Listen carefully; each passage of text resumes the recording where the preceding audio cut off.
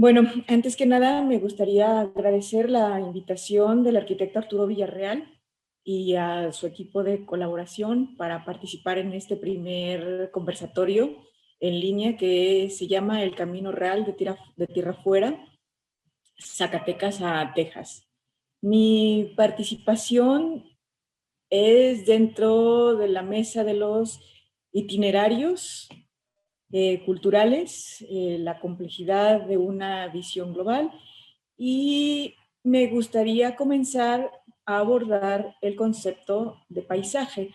Creo que esta es una manera de entender la cultura y tener una visión general de lo que es el patrimonio y la importancia que de ahí se deriva para conservarlo y para poder hacerlo llegar a grupos más amplios de la sociedad.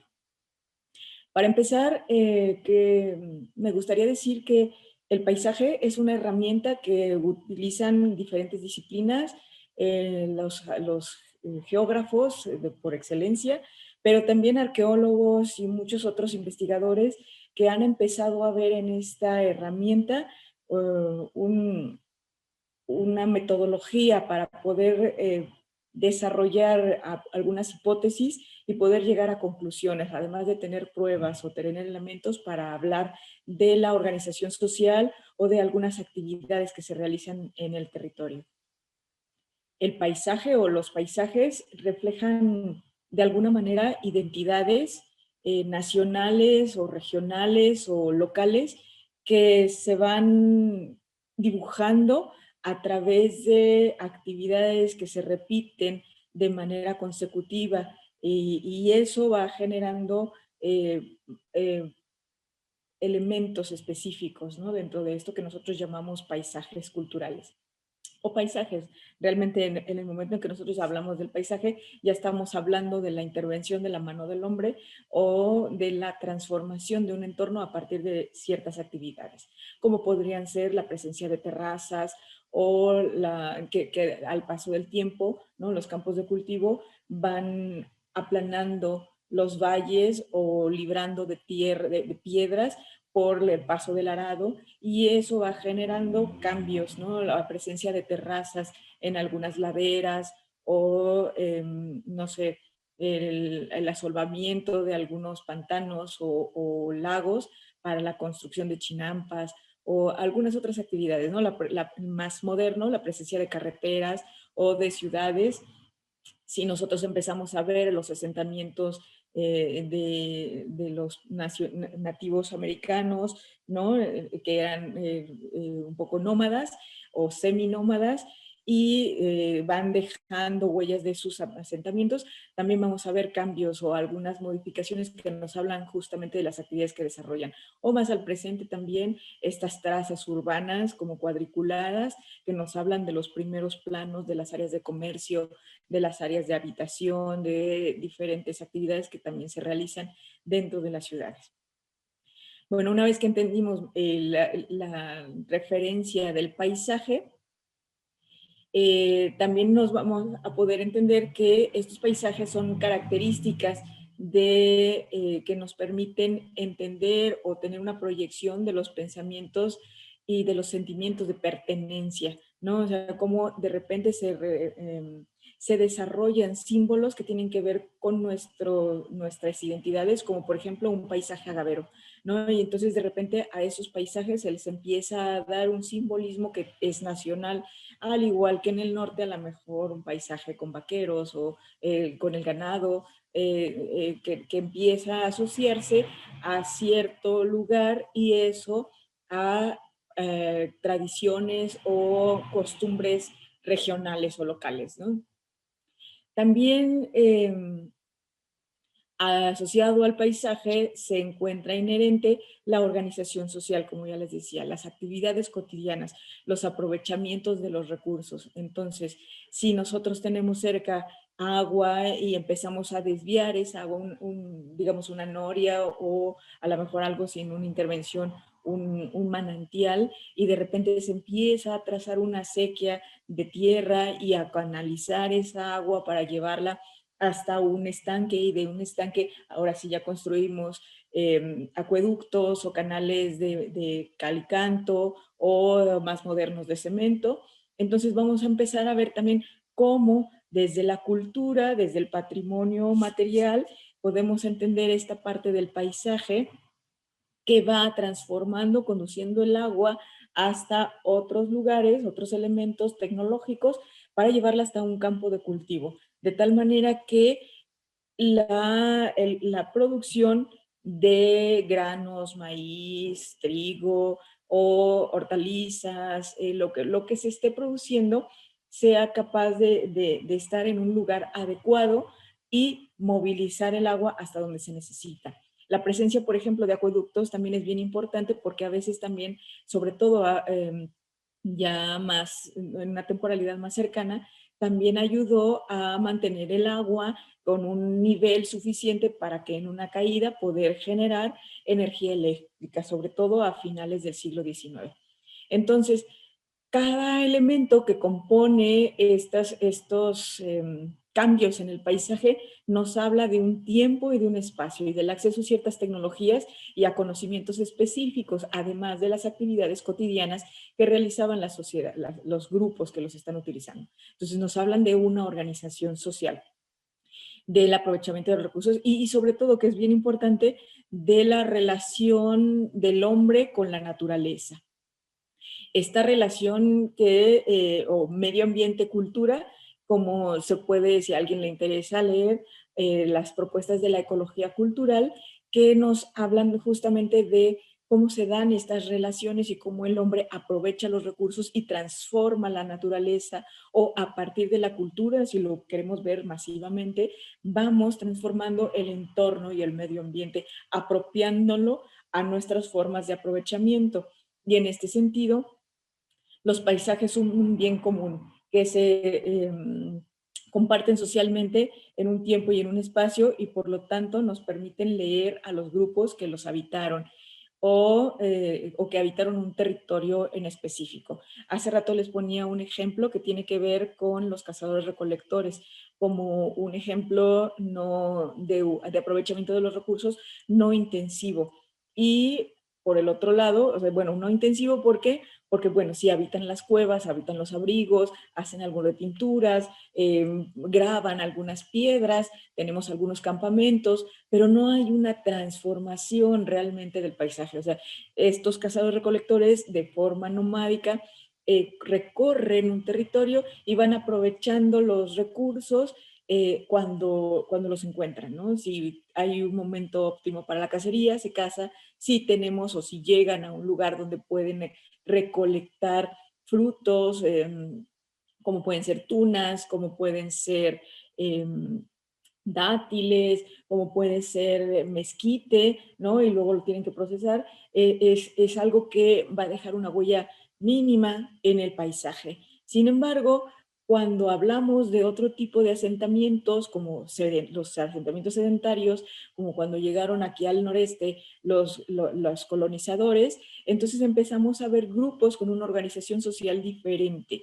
que son sedentarios, que necesitan producir sus alimentos, que por lo tanto necesitan agua de tiempo completo, que están organizados de otra manera y entonces necesitan construir y organizar sus espacios que son los que van a habitar.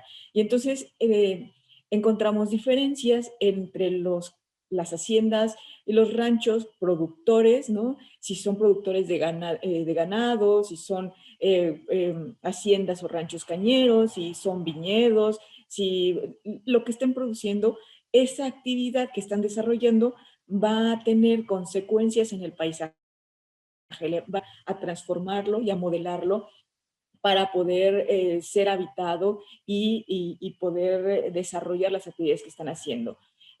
Por otro lado, otro ejemplo podrían ser las comunidades, ¿no? Los ejidos, los pueblos de indios, las misiones, los presidios. Cada uno de estos ejemplos tiene una manera muy particular de habitar el espacio y de aprovechar los recursos y de convertirse en consumidores y productores de sus propios alimentos, ¿no? O sea, estamos en el noreste y para que llegaran los productos del centro de México, del occidente o de las costas, pasaba mucho tiempo, además de que los medios de transporte, bueno, en el camino podrían pasar muchas cosas. Y las poblaciones aquí no podían estar a expensas de si llegaban o no llegaban los cargamentos, porque son alimentos, ¿no? Habría otras cosas que sí pudieran tardarse o llegar cada que se diera la ocasión, pero los alimentos no. Entonces, para poder sobrevivir y poder desarrollarse en estas condiciones, las comunidades tenían que producir sus propios alimentos. En este sentido, eh, todos con un tiempo, todos tienen un tiempo y un espacio específico que nos permite percibir la presencia de los que están habitando estos territorios. Por lo tanto, eh, si estamos hablando, por ejemplo, de Saltillo o de las afueras, vamos a ver que podemos encontrar elementos que nos hablan de estos cazadores recolectores, pero que también nos hablan de las primeras misiones o de los asentamientos primicios que llegaron a ese territorio. Y también nos habla, o vamos encontrando en las casas, esta transformación arquitectónica que nos habla de los diferentes momentos, ¿no? Con los estilos arquitectónicos, con las formas de decoración, con las divisiones en los muros, con las divisiones o las transformaciones que hay en los traspatios, con las divisiones también en las calles. O sea, todas estas transformaciones que se van dando en el tiempo nos hablan de paisajes como superpuestos, ¿no? En el mismo lugar uno y después vemos otro y después vemos otro. Y tendríamos que acostumbrar nuestra mirada para poder detectar esos elementos que corresponden a un mismo espacio, pero a diferentes temporalidades. Por lo tanto, esta idea de investigar, analizar, describir, discutir el paisaje como patrimonio nos viene bien porque nos permite hablar de lo material y de lo inmaterial, ¿no? Por ejemplo, pues sí tenemos, regresando otra vez por mi formación a los cazadores recolectores, tenemos pinturas o tenemos petrograbados, tenemos campamentos o algunos depósitos o elementos que se van quedando como rastro de los cazadores recolectores. Eso podría ser parte de lo material que tenemos para describir y para empezar a hablar de estos grupos, analizar su forma de cultura o su forma de organización o cómo es que sobrevivían en este territorio. Sin embargo, estos elementos materiales y si tomamos en cuenta los paisajes, o sea, si recorremos el paisaje y empezamos a ver todos estos elementos que lo componen, que no son materiales, también podemos empezar a tener bases para explicar esto que es inmaterial. Por ejemplo, si nosotros llegamos a una cueva y vemos, al subirla, vemos que no es como cualquier cueva, ¿no? Tardamos 4 o 5 horas para llegar, no es un lugar de fácil acceso, entonces, obviamente es un lugar especial porque no es para todos. Pero ya llegamos hasta arriba, vemos las figuras que están plasmadas al interior de las paredes del abrigo o de la cueva y empezamos a entender a lo mejor la forma en cómo los pintamos si permanecemos todo el día ahí y empezamos a observar que al amanecer, cuando entra la luz, los ilumina de una manera como muy especial. Primero aparece uno, luego otro, luego otro. O que a lo mejor esta relación se da al atardecer. O, por ejemplo, si de repente un día estamos en una de estas cuevas en las orillas y nos damos cuenta que desde ahí tienen una visión completa del paisaje, de tal manera que tan nítida, tan clara, que permite ver si alguien se acerca o no, ¿no? Entonces también podemos empezar a ver todas estas cuestiones que no están plasmadas en las pinturas, que no transformaron el entorno, pero que cuando nosotros nos convertimos en un observador meticuloso, podemos empezar a tener estas hipótesis que nos dan idea de por qué se eligieron qué lugares, ¿no? Por ejemplo, desde una de estas cuevas alguna vez me tocó ver en una planicie del semidesierto completamente seca que cayera una gran tormenta. Y esta gran tormenta, como caen las tormentas en el semidesierto, aquí en este norte tan maravilloso, entonces de repente era tanta agua que cayó que el suelo se saturó y no empezó a filtrar con la misma rapidez con la que caía el agua, de tal manera que la planicie completa se convirtió en un espejo de agua de kilómetros, ¿no? De kilómetros en un área bastante grande. Y mientras seguía lloviendo, por un lado, estas tormentas que se presentan sobre todo hacia el norte de Coahuila, con estos llanos impresionantes donde podemos ver que está cayendo una tormenta acá, pero el sol está allá, y del otro lado hay otra gran tormenta, y del otro lado, o sea, tres tormentas al mismo tiempo, lo cual nos empieza a dar como esta idea de control sobre el paisaje, pero además acceso a estas visiones que a lo mejor complementan un momento de introspección o ritual de un señor medicina o de una mujer medicina que está arriba de la cueva y que está tratando de tener a lo mejor una visión o de entender o tomar decisiones para su pequeño grupo, ¿no? Entonces, estas bellezas también son parte de la magia que se puede apreciar dentro del territorio.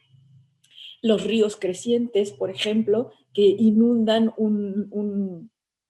pues los cañones grandes, ¿no? Estos lugares que parecerían que fueron labrados por el agua o por cantidades de agua gigantescas, pero que la mayor parte del tiempo las vemos secas, pero que cuando cae una de estas tormentas, de repente vemos cómo se llenan y arrastran los peñascos de rocas grandes y pesadas como si fueran pequeñas rocas huecas o porosas, ¿no? Entonces, todo eso nos va dando o nos cambia esta idea de magia o de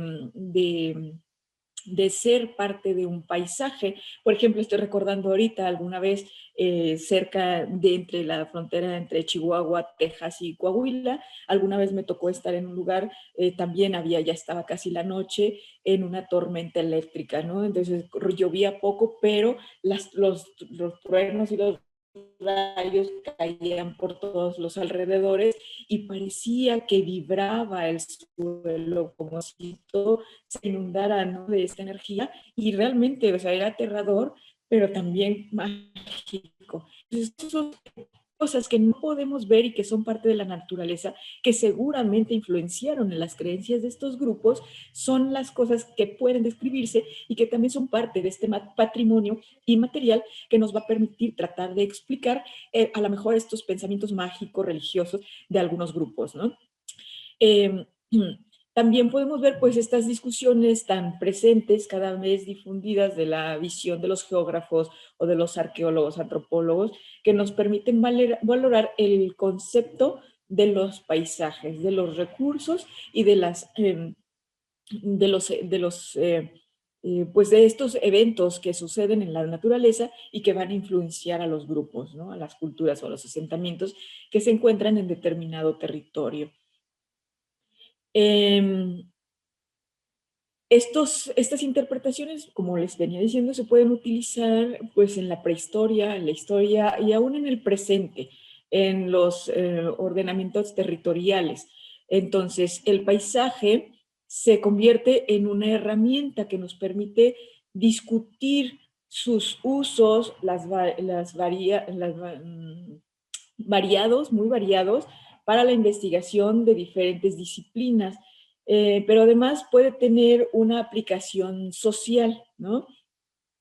Y tratar de describir pues los pueblos de indios, las misiones, los asentamientos coloniales, algunos aprovechamientos, como ya les comentaba, de suelos, de agua, la temperatura, a lo mejor la visión del aprovechamiento de los suelos, ¿no? Los vientos mismos que se toman en cuenta si nosotros nos acercamos a las comunidades agrícolas, a los ejidos, o a algunos otros asentamientos que están más cercanos a la producción y a la tierra, pues entonces podremos entender cómo es que estos elementos o estos recursos se volvían más que valiosos para villas, pueblos, presidios, o las haciendas o los ranchos.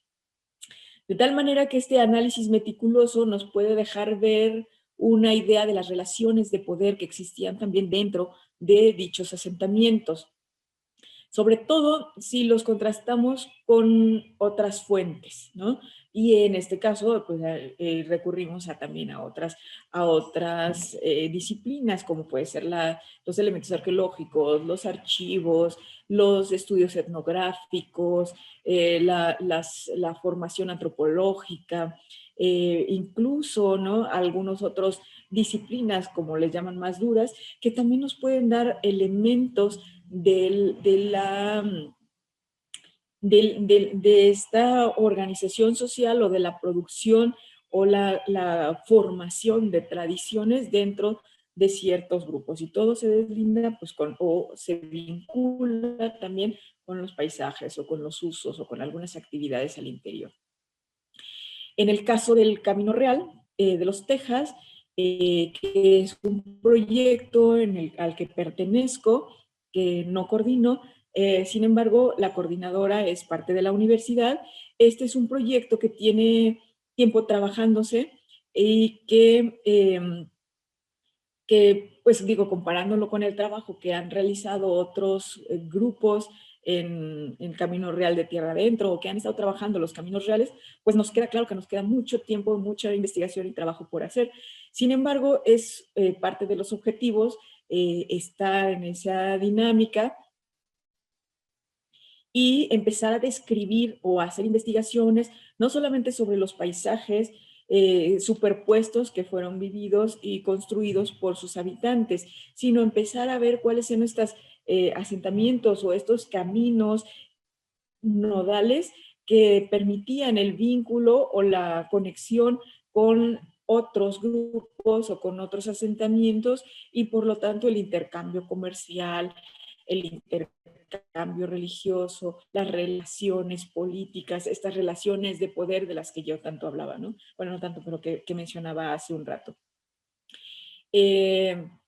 Cada monumento, cada iglesia, cada misión, presidio o lo que encontremos sobre el camino, sus restos constructivos, aun cuando se encuentren como ya devastados, destruidos,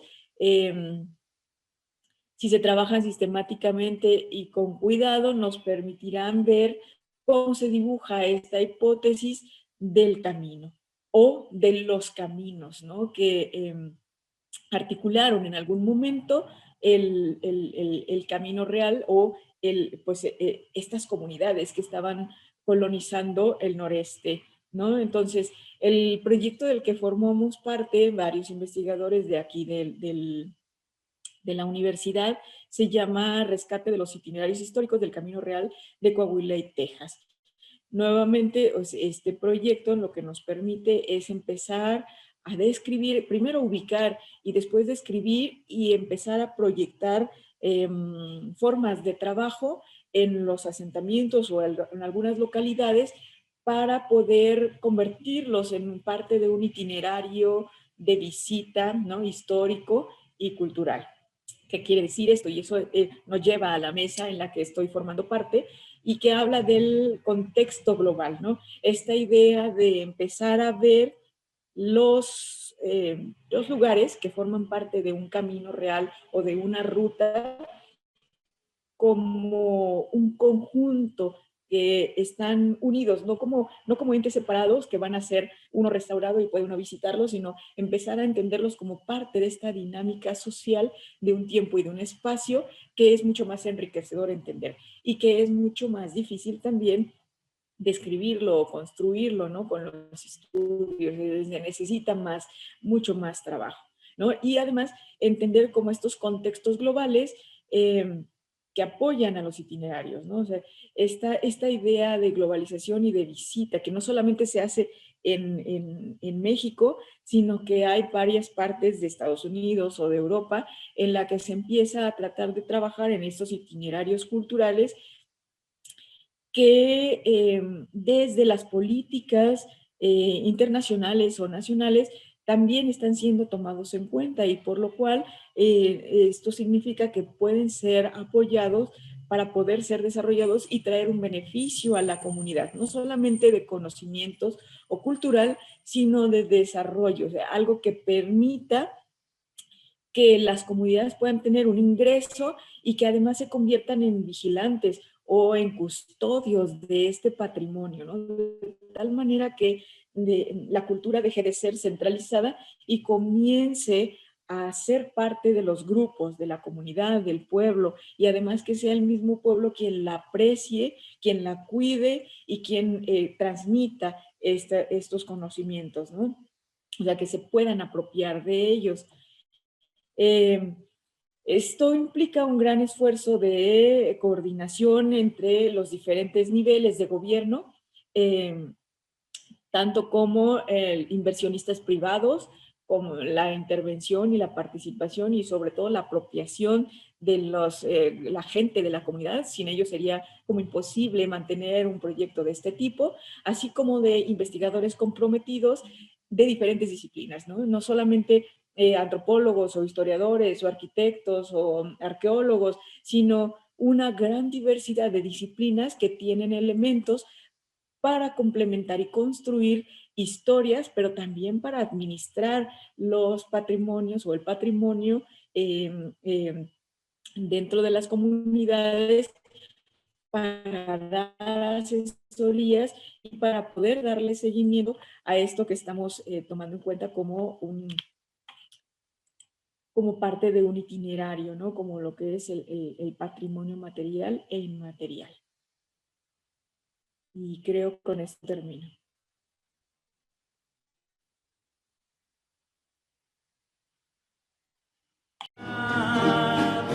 Ay, llorar, llorona, mi alma déjame llorar, que la causa de mi llanto es que nunca supe amar, es que nunca supe amar.